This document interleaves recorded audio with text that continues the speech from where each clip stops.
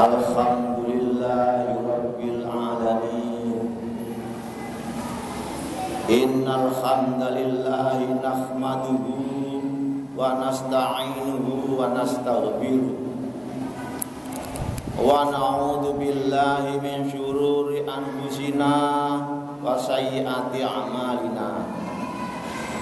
May yahdihillahu fala mudhillalah wa may yudlil fala hadiyalah. Asyhadu an la ilaha illallah wahdahu la syarikalah wa asyhadu anna Muhammadan abduhu wa rasuluh.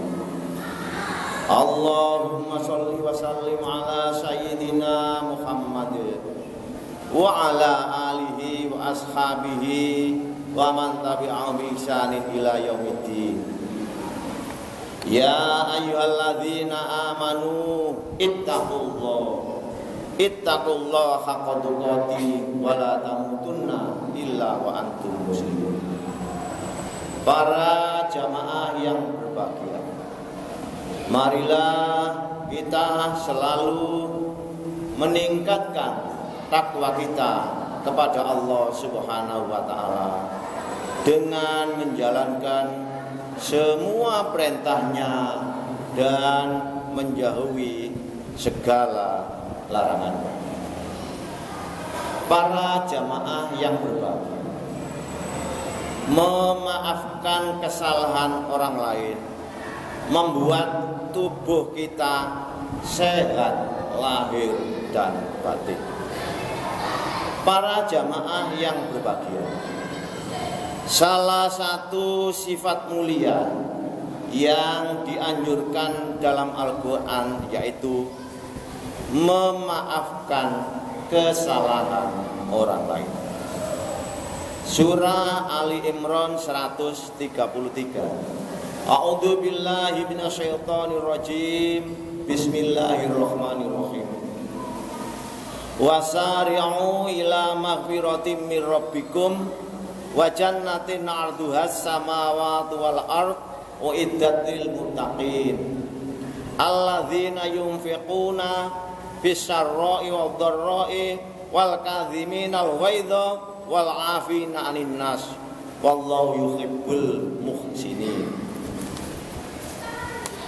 Dan bersegeralah kamu kepada ampunan dari Tuhanmu dan kepada surga yang luasnya seluas langit dan bumi yang disediakan bagi orang-orang bertakwa, yaitu orang-orang yang menafkahkan hartanya di waktu lapang maupun sempit, dan orang-orang yang menahan amarahnya dan memaafkan kesalahan orang.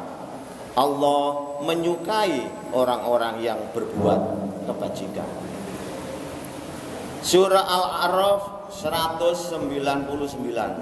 A'udzu billahi minasyaitonir rajim. Bismillahirrahmanirrahim. Khudzil afwa wa'mur bil 'urfi wa'rid 'anil jahilin. Jadilah engkau pemaaf dan suruhlah orang mengerjakan yang ma'ruf serta berpalinglah dari orang-orang yang bodoh. Para jamaah yang berbahagia, orang yang tidak ikut ajaran mulia dari Al-Quran, dia merasa sulit dan sangat berat memaafkan kesalahan orang lain. Mereka gampang marah terhadap kesalahan orang lain dan mudah tersinggung terhadap kekeliruan apapun yang diperbuat orang lain. Padahal Allah Subhanahu wa taala menganjurkan kepada orang-orang beriman bahwa memaafkan kesalahan orang lain adalah lebih baik dan lebih utama. Surah An-Nur ayat 22. Artinya, dan janganlah orang yang punya kelebihan dan kelapangan di antaramu bersumpah bahwa tidak akan memberi bantuan kepada kerabatnya, orang-orang miskin, orang-orang berhijrah pada jalan Allah, dan hendaklah mereka memaafkan dan berlapang dada. Apakah kamu tidak ingin bahwa Allah mengampunimu dan Allah adalah Maha Pengampun lagi Maha Penyayang? Para jamaah yang berbahagia, ayat ini terkait sumpah Abu Bakar.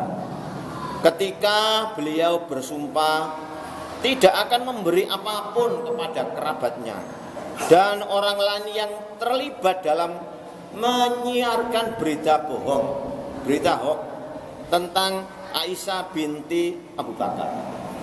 Maka turun ayat ini yang melarang beliau melaksanakan sumpahnya dan menyuruh memaafkan dan berlapang dada terhadap mereka setelah mereka mendapat hukuman atas perbuatannya. Para jamaah yang berbahagia, dijelaskan bahwa orang-orang beriman bersifat gampang memaafkan, mudah memaafkan kesalahan orang lain, bersifat pengasih, berjiwa lapang dada. Juga dinyatakan dalam Al-Quran bahwa pemaaf adalah sifat yang mulia, yang terpuji. Surah Asy-Syura 43. A'udzubillahi minasyaitonirrajim. Bismillahirrahmanirrahim. Walaman syabara wa ghafara inna dzalika lamin azmil umur. Tetapi orang yang bersabar dan memaafkan, sesungguhnya perbuatan yang demikian termasuk hal-hal yang diutamakan.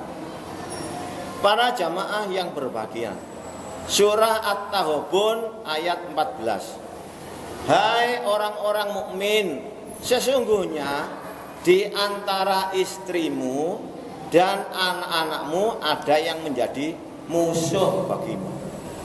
Maka berhati-hatilah terhadap mereka. Dan jika kamu memaafkan dan tidak memarahi serta mengampuni mereka, maka sesungguhnya Allah Maha Pengampun lagi Maha Penyayang. Para jamaah yang berbahagia, maksud ayat ini adalah terkadang istri atau anak bisa menjerumuskan suaminya atau ayahnya untuk melakukan perbuatan yang dilarang oleh agama.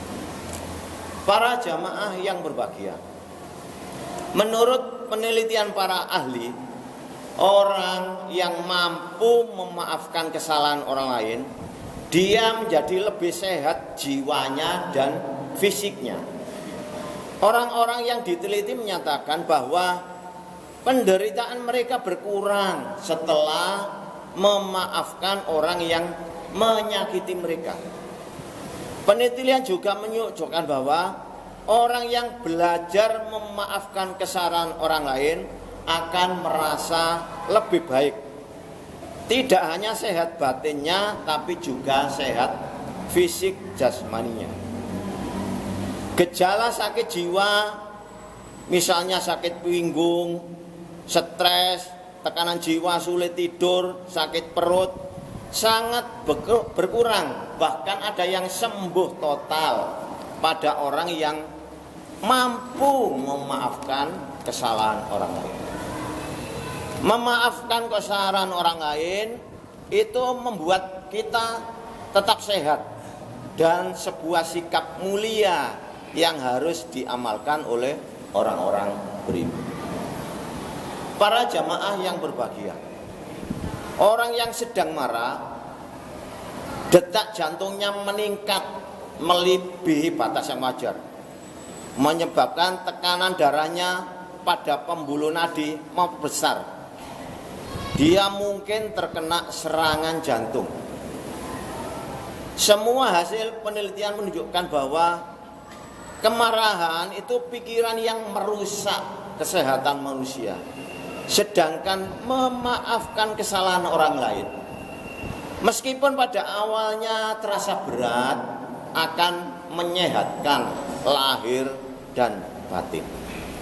Memaafkan kesalahan orang lain membuat hidup kita lebih sehat dan bahagia, karena kita bebas dari perasaan marah, tidak benci, tidak dendam, dan hilang perasaan negatif lainnya.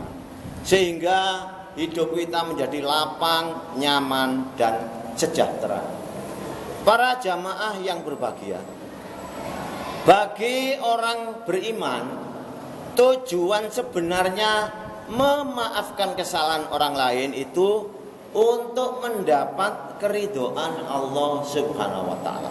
Dan mudah-mudahan dosa kita diampuni. Karena dengan memaafkan itu adalah sifat yang utama seperti yang disebutkan dalam ayat-ayat Al-Qur'an di atas, yang menjelaskan bahwa sikap memaafkan adalah sikap mulia yang sangat dianjurkan dalam Al-Quran. Para jamaah yang berbahagia, mudah-mudahan dengan sikap kita mudah memaafkan kesalahan orang lain, membuat kita juga mudah mendapatkan kebahagiaan hidup di dunia dan akhirat. Amin ya rabbal alamin. Barakallahu li wa lakum bil Qur'anil Karim wa nafa'ani wa iyyakum bima fihi minal ayati wa dzikril hakim wa taqabbala minni wa minkum tilawatahu innahu was samiul alim.